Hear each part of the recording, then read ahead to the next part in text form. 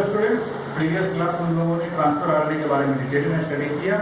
Transfer RNA में हम लोगों ने देखा था 2D मॉडल, दो मॉडल्स में दिया गया 2D मॉडल और 3D मॉडल, जिसमें 2D मॉडल सबसे ज़्यादा एक्सेप्ट हुआ था और 2D मॉडल देने वाले साइंटिस्ट का नाम था रॉबर्ट हॉली। रॉबर्ट हॉली ने दिया था कि जो ट्रांसफर आरएनए होता है वो क्लोवर लीफ के जैसा दिखता है, इसलिए उसको क्लोवर लीफ मॉडल भी बोलते हैं। तो उसका हम लोगों ने डिटेल में देखा था कैसा कैसा डायग्राम है और उसका कौन कौन सा लोग कौन कौन से आर्म्स होते हैं, हम लोगों ने डिटेल में उसके बारे में स्टडी किया था। अब बात करें 3D model of transfer RNA की बात करें तो ये उतना एक्सेप्टेड तो नहीं हुआ, लेकिन ये भी स्टडी में आया कि कुछ ऐसे साइंटिस्ट थे जो इसको अप्रूवल दिए कि नहीं इस टाइप का भी होता है। तो 3D मॉडल जो देने वाले साइंटिस्ट थे वो एसएच किम थे, ये जापानीज साइंटिस्ट थे। इन्होंने ये बताया था कि जो ट्रांसफर आरएनए होता है वो इन्वर्टेड एल शेप होता है, ठीक है, ये इन्वर्टेड एल शेप होता है, ठीक है।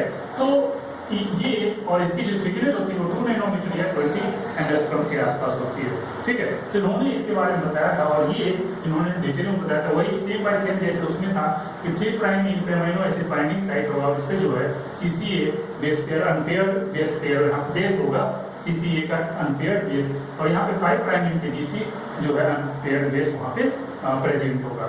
ये एक्स्ट्रा आर्म के बारे में हम लोगों ने स्टडी किया था। ये लूप 3 लूप जो है वहाँ भी 3 लूप था, ये 3 लूप के बारे में वहाँ भी स्टडी हम लोग किए थे। ये एंटीकोडोन लूप है और ये यहाँ पे एंटीकोडोन साइट, ये एमआरएनए बाइंडिंग साइट यहाँ पे।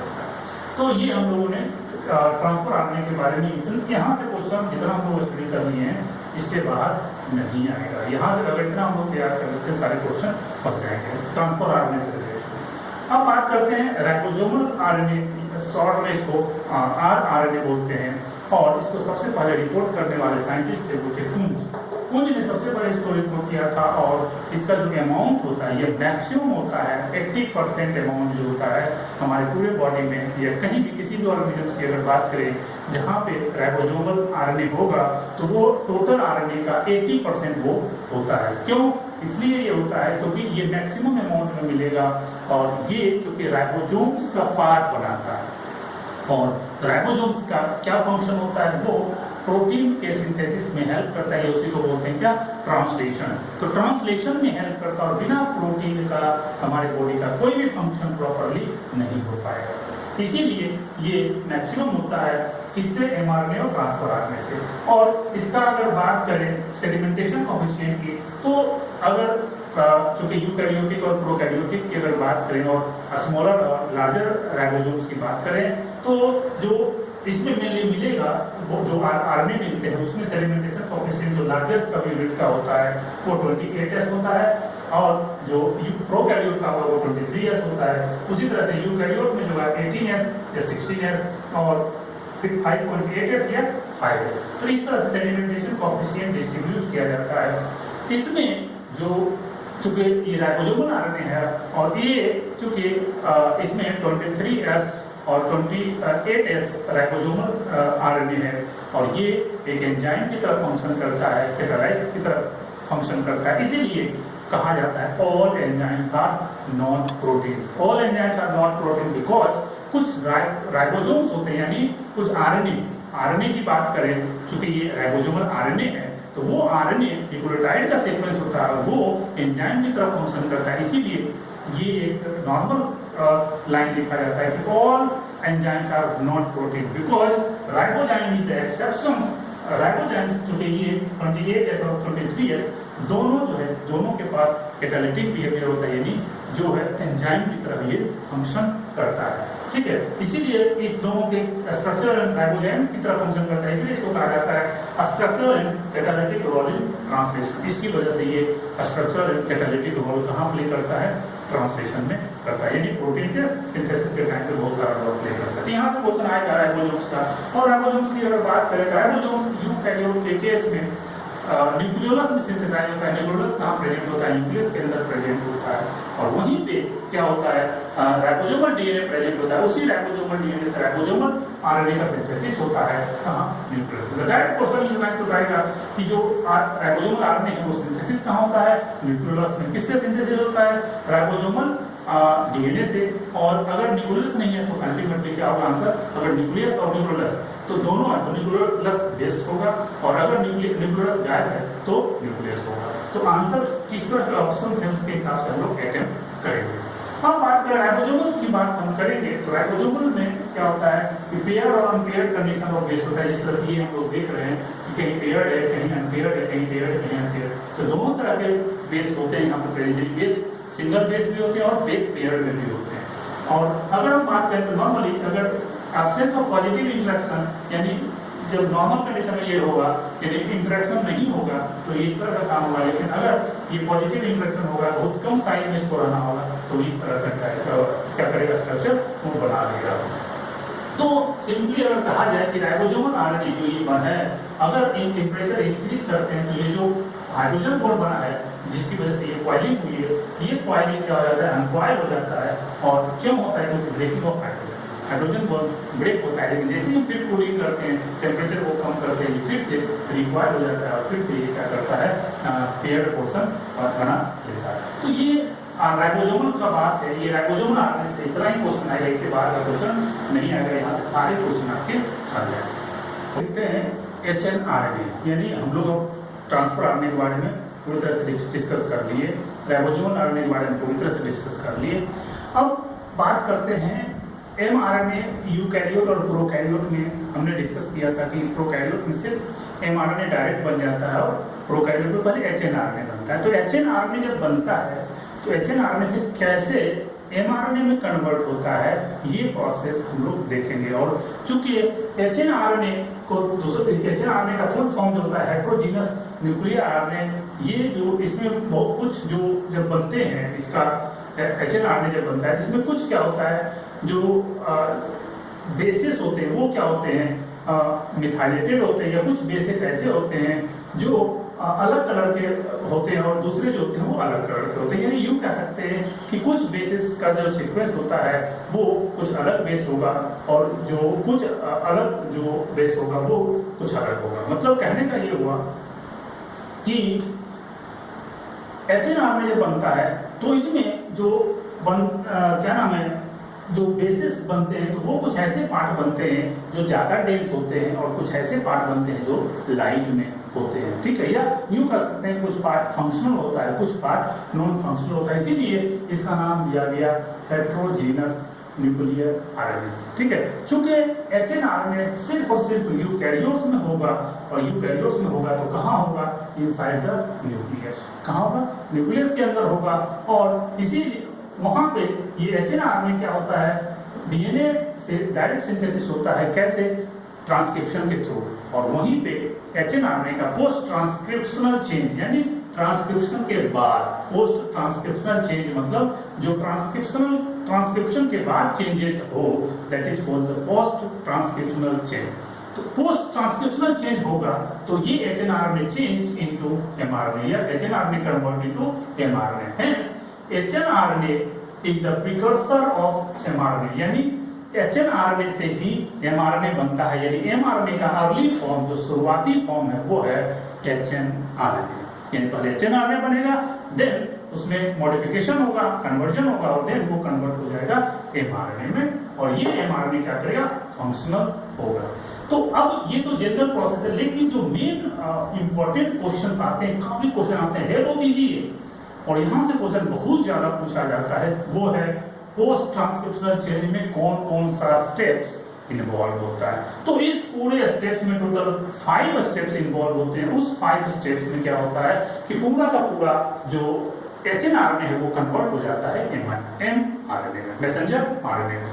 तो पहला जो स्टेप्स होता है, और ये पूरा जो प्रोसेस ट्रांसक्रिप्शनल चेंज का पहला क्वेश्चन तो यही से शुरुआत होगा कि पहला पोस्ट ट्रांसक्रिप्शनल चेंज कहाँ होता है, तो ये इनसाइड न्यूक्लियस। क्यों, क्योंकि एचएनआरएनए न्यूक्लियस के अंदर बनता है और वो सारा एंजाइम्स जो उसके लिए चाहिए पोस्ट ट्रांसक्रिप्शनल चेंज के लिए, वो कहाँ प्रेजेंट होता है, वो न्यूक्लियस में प्रेजेंट होता है। तो इसीलिए कहाँ होता है, न्यूक्लियस में होता है पोस्ट ट्रांसक्रिप्शनल चेंज। अब बात करते हैं स्टेप्स। पहला स्टेप होता है एडिटिंग। एडिटिंग को डिफाइन कैसे करते हैं कि रिमूवल ऑफ अनवांटेड बेस, जिसको अनवांटेड बेस क्या होगा, न्यूक्लियोटाइड्स फ्रॉम एचएनआरएनए, या इसी को ये जो अनवांटेड बेस होगा वो इंट्रोनिक पार्ट। इंट्रोनिक पार्ट कैसे होता है, वही जो डेंस पार्ट होता है जो डेंस पार्ट और लाइट पार्ट का बात करते हैं तो ट्रांसक्रिप्शन हुआ। ट्रांसक्रिप्शन के बाद इंट्रोन पार्ट जो होता है वो इंट्रोन अनवांटेड पार्ट को बोला गया, जो ट्रांसक्रिप्शन यानी जो प्रोटीन के लिए कोड नहीं करेगा, जिसकी कोडिंग प्रोटीन के लिए नहीं होगी, इसीलिए इसको क्या बोला गया, इंट्रोन। और जो प्रोटीन को कोड करता है उसको एक्सोन पार्ट बोलते हैं। क्या बोलते हैं? एक्सोन उसको बोलते हैं। अब जो है तो इसका जो सिंथेसिस, ये जनरल ये एचएनआरएनए है, और ये एचएनआरएनए में क्या होता है कि जो इंट्रोन्स है वो इंट्रोन्स का रिमूवल होता है। इंट्रोन्स का क्या होता है? रिमूवल होता है, वहां से रिमूव होता है, और उसके बाद जो एक्सोन पार्ट बचेगा उस एक्सोन पार्ट का क्या होता है? ज्वाइनिंग होता है। तो joining part is called splicing, यानी editing part removal of introns, और दूसरा स्टेप्स होगा ज्वाइनिंग, यानी joining of exon of hnRNA. अब क्या हुआ, यहाँ पे सिर्फ एक्सोन पार्ट हो गया और इंट्रोन पार्ट क्या हो गया? रिमूव हो गया। इंट्रोन पार्ट जब रिमूव होगा तो अब ऑब्वियसली इंट्रोन हटा तो क्या होगा, अब ये एचएनआरएनए जिसका मोलेक्युलर वेट क्या होगा? कम हो जाएगा इसके कॉम्प्लीमेंट में। क्यों? इसका वजन या इसका साइज छोटा हो जाएगा, क्योंकि इंट्रोन पार्ट्स को यहाँ से रिमूव कर दिया गया। क्लियर? अब क्या हुआ, दूसरा प्रोसेस हो गया, पूरा एक्सोन जुड़ गया। क्लियर? तीसरा प्रोसेस है पॉलीएडिनाइलेशन। पॉलीएडिनाइलेशन मतलब होता है कि एडिशन ऑफ पॉलीएडेनिन ग्रुप, यानी बहुत सारा एडेनिन ग्रुप क्या होता है? ऐड होता है।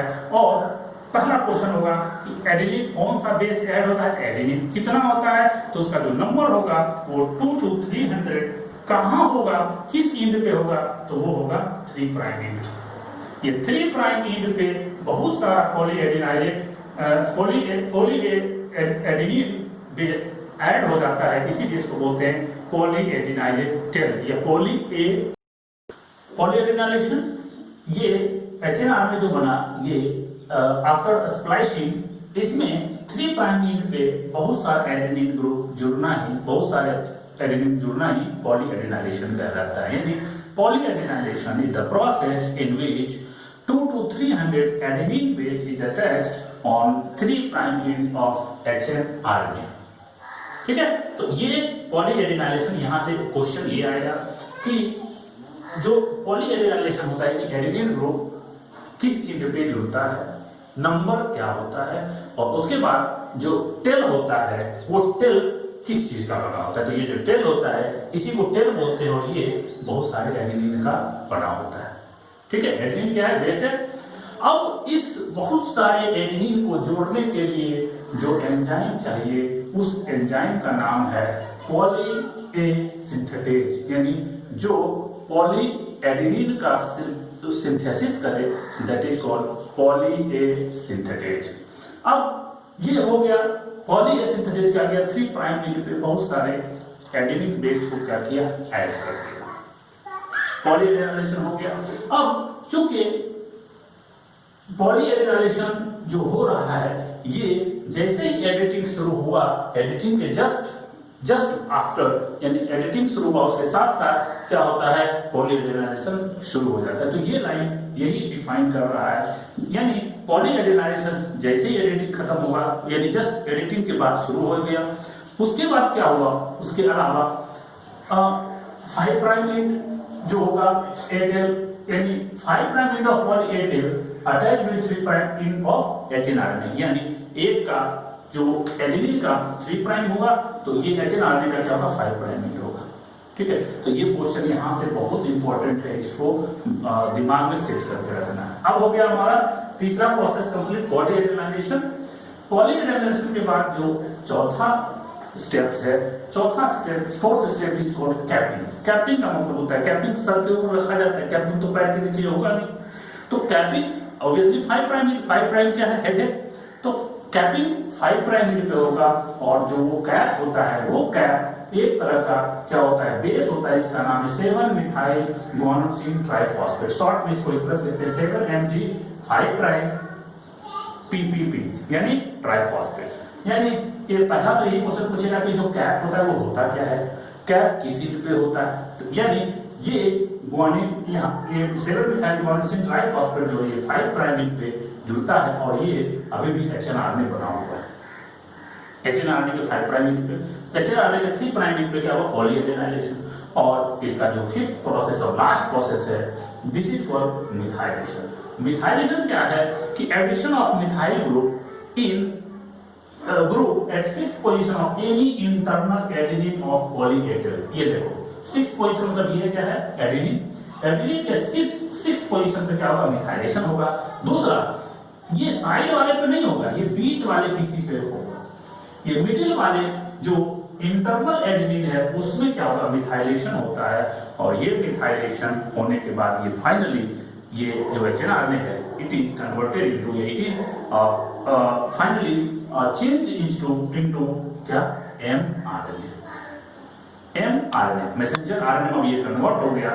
तो ये जो फंक्शन है कैप का, और ये जो फंक्शन है क्या नाम है, पॉलीएडेनिन, या इसको टेल भी बोलते हैं। तो ये टेल का फंक्शन और कैप का फंक्शन ये है कि ये क्या करता है, स्टेबिलिटी प्रोवाइड कराता है। ये कैप क्या करता है, रिकॉग्निशन में जब ये एमआरएनए जाता है और राइबोसोम के साथ बाइंड करता है, then at that time it help in the translation, that means protein synthesis. ये जो पॉली टेल है, this help in stability of mRNA. तो ये सारा फंक्शन क्या करता है, फाइनली एमआरएनए कंप्लीट हो गया। तो यहां से अब ये पूरा प्रोसेस है हमारा क्या, एक यूकैरियोट के केस में, चूंकि ये सारा प्रोसेस प्रोकैरियोट के केस में नहीं होता है, ये सिर्फ और सिर्फ ये दिमाग में रखना है कि ये सिर्फ और सिर्फ यूकैरियोट में होता है और प्रोकैरियोट में नहीं होता है। यानी एचएनआरएनए का कॉन्सेप्ट भी यूकैरियोट के केस में आता है, प्रोकैरियोट के केस में नहीं आता है। अब यहां से जो क्वेश्चन आ सकता है, छोटा सा क्वेश्चन मैं बताता हूं। Poly A tail and cap is present, is part of, या प्रेजेंट इन, किसमें प्रेजेंट होता है, तो ऑब्वियसली प्रोकैरियोट का तो बात ही नहीं करते हैं, यूकैरियोट की बात करते हैं। पहला तो ये क्वेश्चन दिमाग में अगर नहीं, प्रोकैरियोट नहीं होगा, यूकैरियोट होगा। अगर वहां से क्वेश्चन नहीं है तो अब यहाँ एचएनआरएनए, एमआरएनए, टीआरएनए, आरएनए, अब आरएनए पे शिफ्ट कर दिया। आरएनए में ऑब्वियसली एचएनआरएनए, ये जो फाइनली है ये एमआरएनए का पार्ट है, ना कि एचएनआरएनए का पार्ट है। तो ये आंसर जो होगा वो एमआरएनए होगा, ये ध्यान रखना है। ये बहुत इंपॉर्टेंट क्वेश्चन, ये नीट में पूछा गया है, इसलिए मैंने यहाँ पे एराइज कर दिया। अब इतना के बाद जब ये सारा प्रोसेस यूकैरियोट्स में हो रहा है और ये सारा प्रोसेस प्रोकैरियोट में नहीं है, तब on the basis of this all type of differentiation and modification we can easily differentiate between prokaryotic RNA and eukaryotic mRNA. अगर हम बेसिक बात करें, देन the prokaryotic mRNA has less lifespan because it have not cap and tail. Okay, and due to the presence of cap and tail, the lifespan of eukaryotic mRNA is more in comparison to prokaryotic mRNA. Second point, metabolically less stable. It is metabolically less stable, and eukaryotic mRNA is metabolically more stable because it have cap and polyadenine tail. Also, ये polyadenine tail जो है ये methylated होता है। इस methylation की वजह से ये ज्यादा स्टेबल होता है। Okay, so third point is the prokaryotic mRNA is पॉलीसिस्टोनिक, छोटे-छोटे पार्ट में होता है पॉलीसिस्टोनिक, but eukaryotic mRNA is monocistronic. एक ही बार में पूरा का पूरा जो बनेगा प्रोटीन, वो एक ही बार में ये पूरा का पूरा प्रोटीन बन जाएगा। और ये क्या होता है, पॉलीसिस्टोनिक होता है।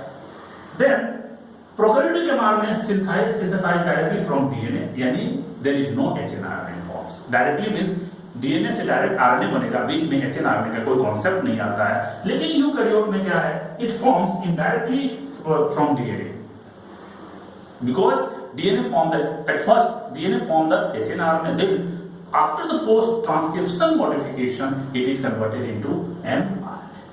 So it is indirectly formed in eukaryotes and directly formed in prokaryotes from the DNA. Next point is cap is absent in the case of prokaryotes and cap is present in the case of eukaryotic mRNA. Tail is absent in the prokaryotic and tail is present in eukaryotic. No in chromosome stage and have in chromosome stage. In chromosome stage सिर्फ eukaryote के case में होगा, prokaryote के case में नहीं होगा। तो ये बेसिक डिफरेंशिएशन अगर आप याद रखते हैं तो डिफरेंशिएशन से भी आता है। यहाँ से क्वेश्चन पूछे गए हैं कि what is the basic difference between prokaryotic and eukaryotic mRNA, और उसमें 4 ऑप्शन दे दिया, उसको अलग करते रहिए आप आराम से। या 12th में भी केस में अगर हम देखें बोर्ड में, तो बोर्ड में भी सिंपल सा, चूंकि अगर इतना आप लिखते हैं 2 नंबर का टोटल का टोटल मार्क्स दे दिया जाएगा, क्योंकि इसमें सारा चीज मेंशन करते हैं, छोटे छोटे पॉइंट्स हैं, लेंथी लिखने की कोई जरूरत नहीं है और सारा विजुअलाइज है, इजीली आप इस पे नंबर गेन कर सकते हैं। ठीक है, अब तक हम लोगों ने देखा कि कैप और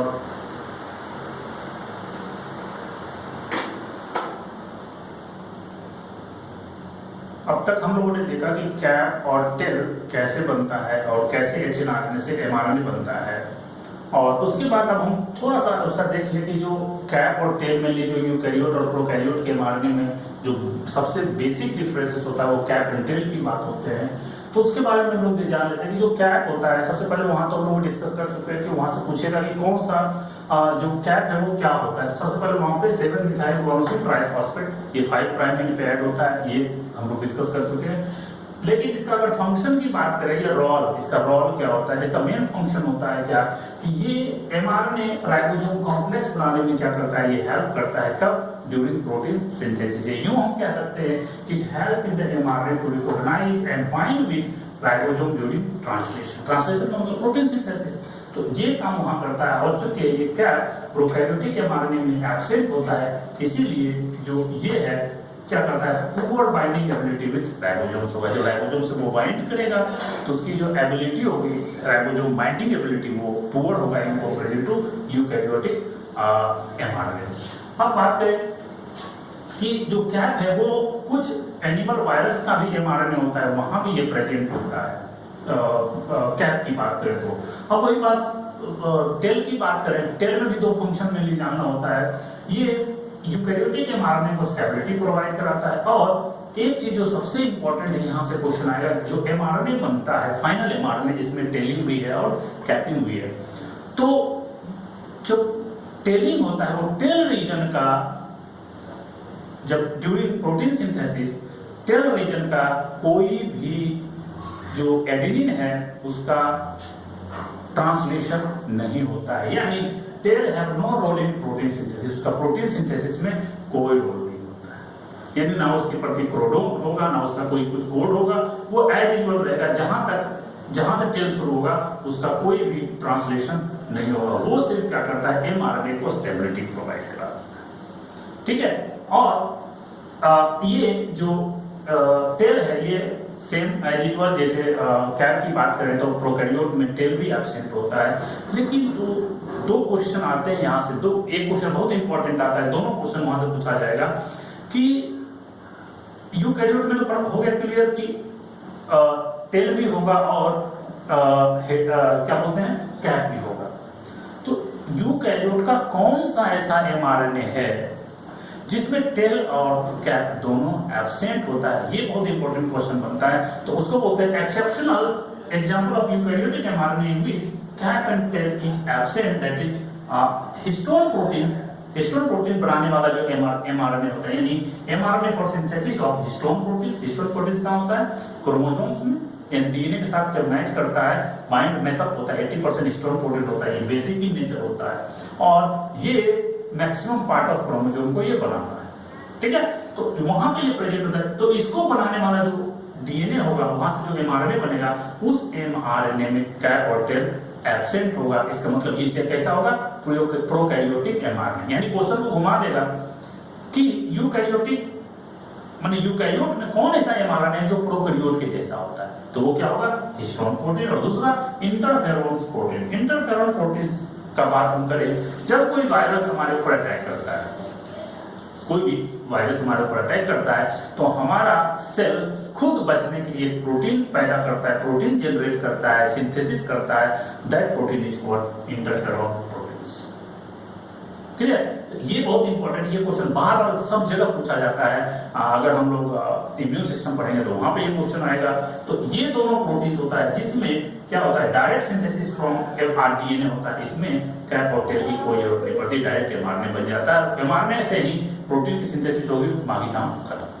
तो ये क्वेश्चन यहाँ से आने की प्रोबेबिलिटी बहुत ज्यादा होता है, स्पेशली ये क्वेश्चन बहुत ज्यादा आते हैं।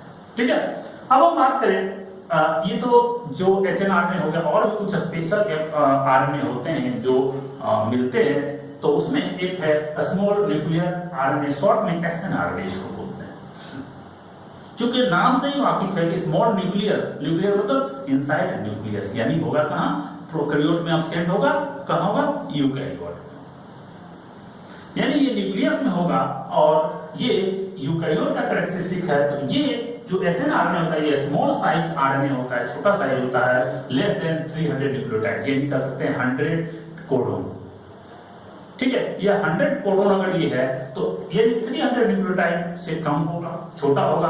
और each RNA combined with 7 to 8 molecule of protein, यानी इस जो ये आरएनए है स्मॉल न्यूक्लियर आरएनए, ये आरएनए के साथ कुछ प्रोटीन बाइंड होता है और ये प्रोटीन क्या करेगा, ये कैटालिटिक बिहेवियर शो करता है। और कैटालिटिक बिहेवियर में क्या करेगा, इसका जो फंक्शन, ये to form a small nuclear riboprotein, इसी को बोलते हैं स्मॉल न्यूक्लियर राइबोन्यूक्लियोप्रोटीन। अब अगर राइबोन्यूक्लियो मतलब क्या हो गया, ये आरएनए, और न्यूक्लियस मतलब न्यूक्लियस के अंदर, और प्रोटीन, ये जो प्रोटीन इसके साथ बाइंड हुआ। अब ये protein plus RNA, protein plus RNA, ये दोनों मिलके जो फंक्शन करेगा, वो फंक्शन जो होगा दैट इज कॉल्ड स्प्लाइसिंग।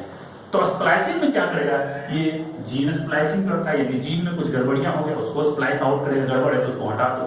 तो दूसरा हम लोगों ने अभी पढ़ा था स्प्लाइसिंग प्रोसेस, एमआरएनए टीआरएनए का भी स्प्लाइसिंग होता है, राइबोसोमल आरएनए का भी स्प्लाइसिंग होता है। तो ये स्पेशली राइबोसोमल और एमआरएनए का ये प्रोसेसिंग में क्या करता है, ये हेल्प करता है, कौन, स्मॉल न्यूक्लियर आरएनए। और उसके बाद ये पूरा प्रोसेस करके, या जिसमें जो आरएनए है या जीन है उसको प्रोसेस करके फंक्शनल फॉर्म में क्या करेगा, वहां से बाहर निकलेगा, वो आगे काम करना शुरू करेगा।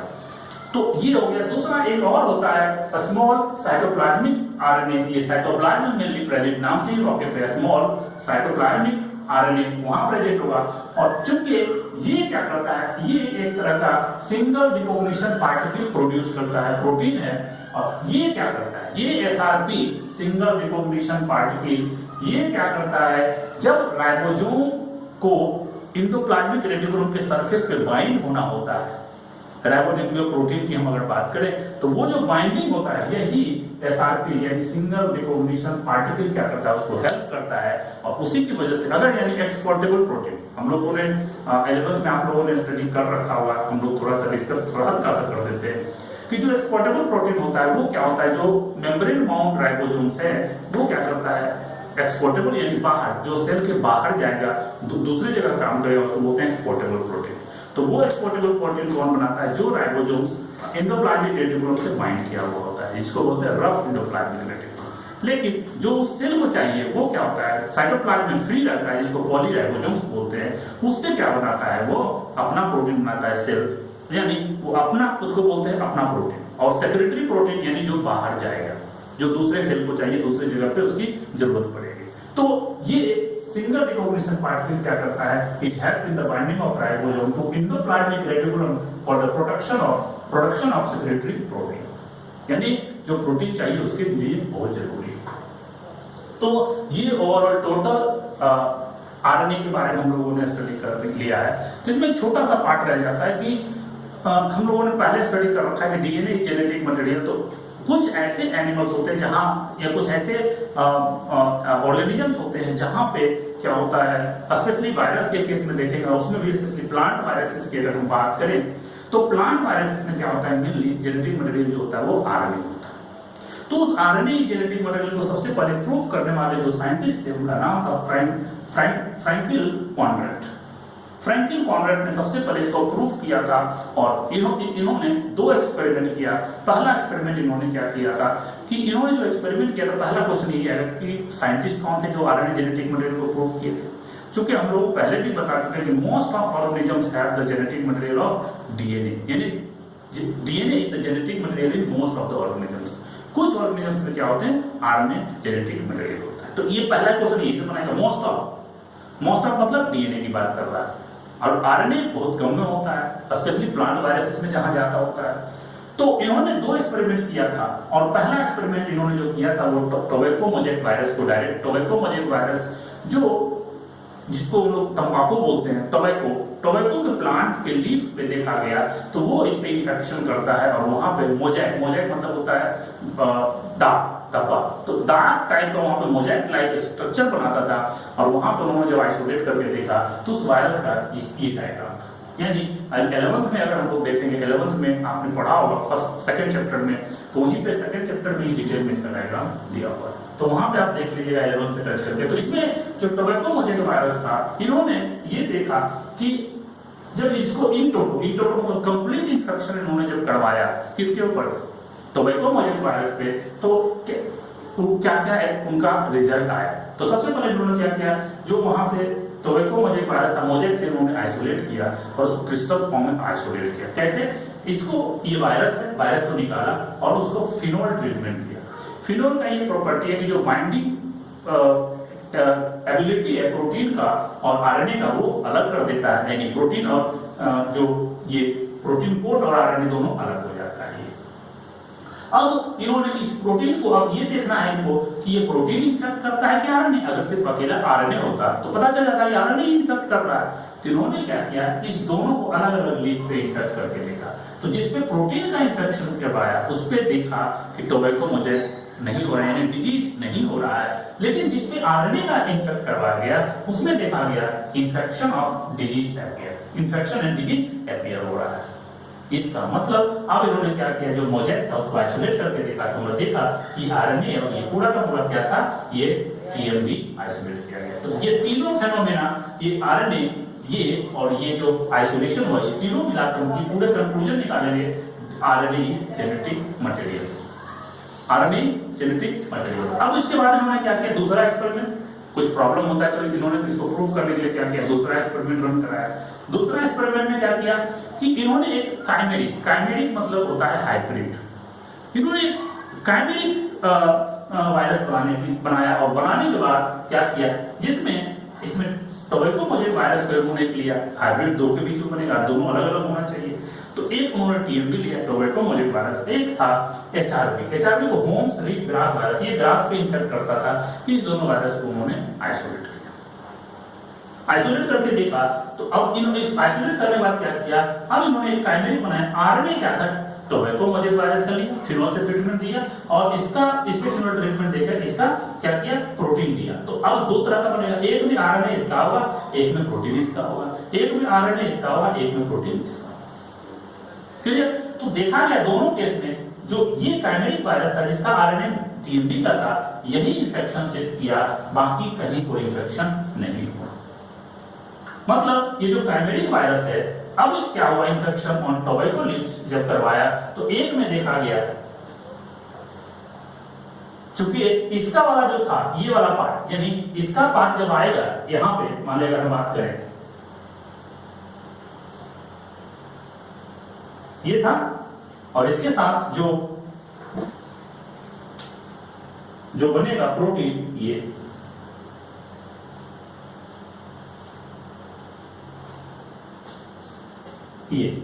तो ये दूसरा वाला जो इन्फेक्ट करा है टोबैको लीफ पे, इससे कोई इसके ऊपर फर्क नहीं, इसका प्रोटीन आया यहाँ पे, कोई फर्क नहीं पड़ा। लेकिन जैसे इसका आरएनए था, ये आरएनए जैसे इस पे इन्फेक्ट कराया तो इस केस में क्या हुआ, यानी ये वाला दो, ऐसे समझते पहले, इस दोनों से दो वायरस बना, एक वायरस ये और एक वायरस ये। इस वायरस को भी टोबैको लीफ पे इन्फेक्ट कराया और इस वायरस से भी, जो ये दोनों क्या है, हाइब्रिड है। लेकिन अंतर ये इसमें इसका R2 है और इसमें R1 है, यानी इसमें आरएनए जो है इसका है, बाकी प्रोटीन इसका है। इसमें जो बना है इसका आरएनए इसका है, प्रोटीन इसका है। अब इस दोनों को इन्फेक्ट कराया गया, तो जब इसका जो इसमें आरएनए था टोबैको पे करवाया गया तो नो इन्फेक्शन, लेकिन इसका जब इन्फेक्शन कराया गया तो देखा गया कि इन्फेक्शन हो गया। और जब इन्फेक्शन होने की वजह क्या था कि इसका आरएनए इसमें था और इसका आरएनए इन्फेक्शन किया, प्रोटीन बनाया, और ये आइसोलेशन जब करके देखा तो क्या था, यहाँ पे टीएमबी अपीयर हो गया। यानी टोबैको मोजैक वायरस में आरएनए ही वो मेन फैक्टर होता है जो क्या कर रहा है, इन्फेक्ट कर रहा है, और वही क्या करता है, जेनेटिक इंफॉर्मेशन को ट्रांसमिट कर रहा है। तो ये दोनों कंक्लूजन मिला के फ्रैंकिल कॉनरेड ने ये कंक्लूजन निकाला कि RNA is genetic material in the case of tobacco mosaic virus। तो फाइनली हम लोग इसमें पूरा कंक्लूजन निकाले।